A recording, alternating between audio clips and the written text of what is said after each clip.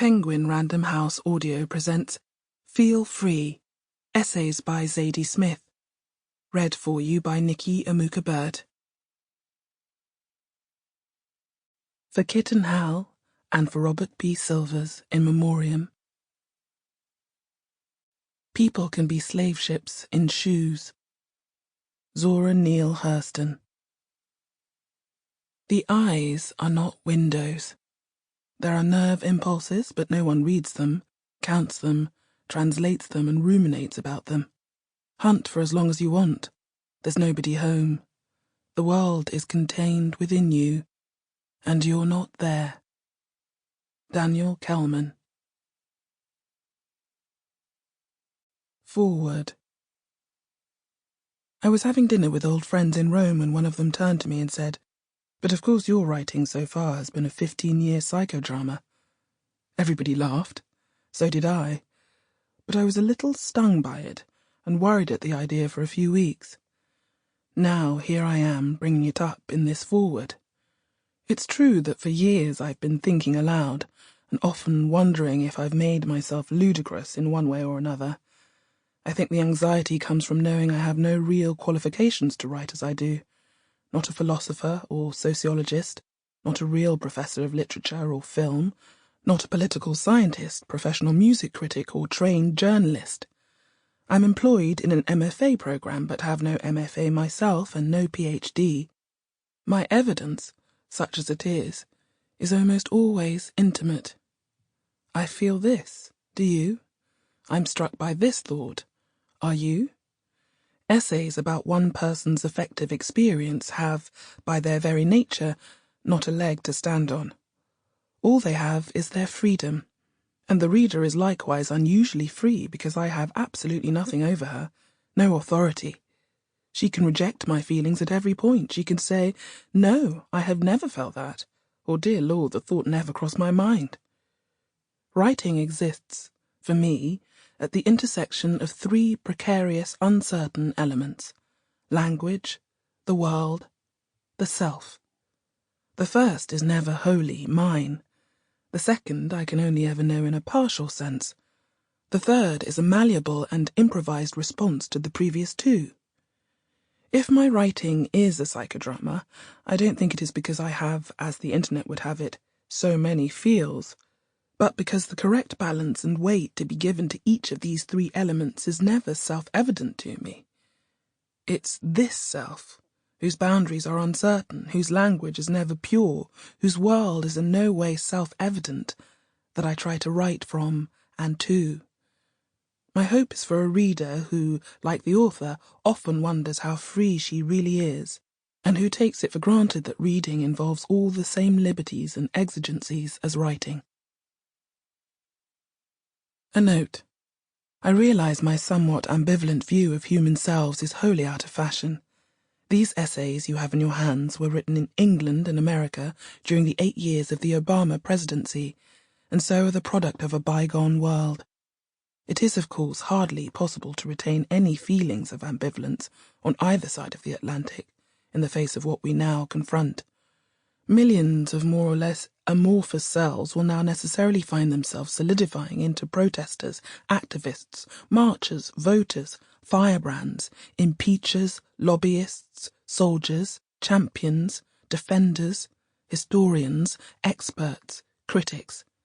You can't fight fire with air, but equally you can't fight for a freedom you've forgotten how to identify. To the reader, still curious about freedom, I offer these essays, to be used, changed, dismantled, destroyed, or ignored as necessary.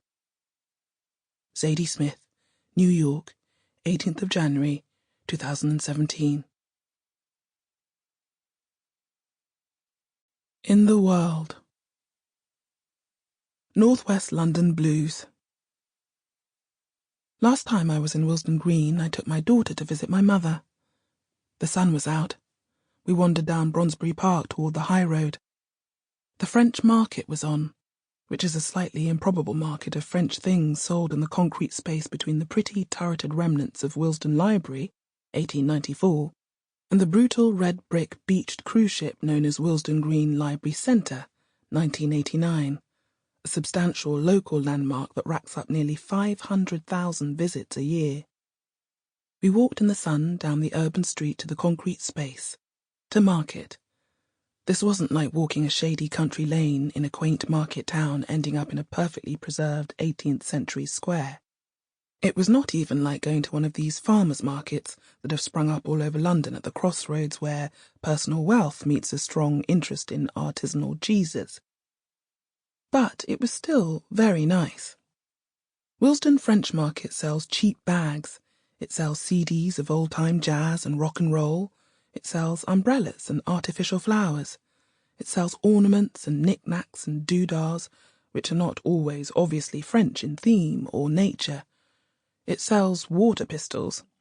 It sells French breads and pastries, for not much more than you'd pay for the baked goods in Greg's down Kilburn High Road. It sells cheese, but of the decently priced and easily recognisable kind.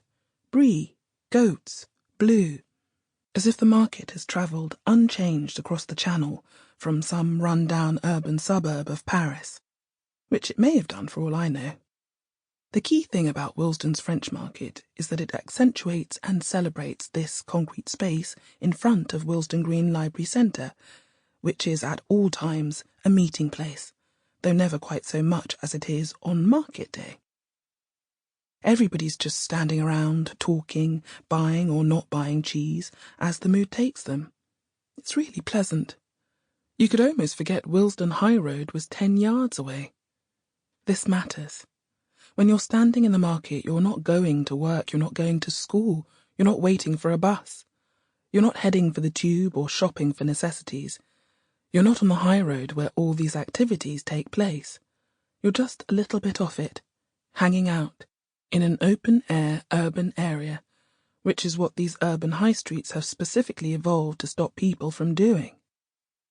Everybody knows that if people hang around for any length of time in an urban area without purpose, they are likely to become antisocial.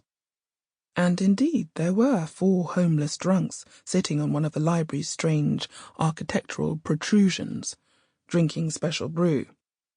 Perhaps in a village they would be sitting under a tree, or have already been driven from the area by a farmer with a pitchfork. I do not claim to know what happens in villages, but here in Willesden they were sitting on their ledge, and the rest of us were congregating for no useful purpose in the unlovely concrete space, simply standing around in the sunshine like some kind of community. From this vantage point, we could look ahead to the turrets, or left to the Victorian Police Station, 1865, or right to the half-ghostly facade of the Spotted Dog, 1893.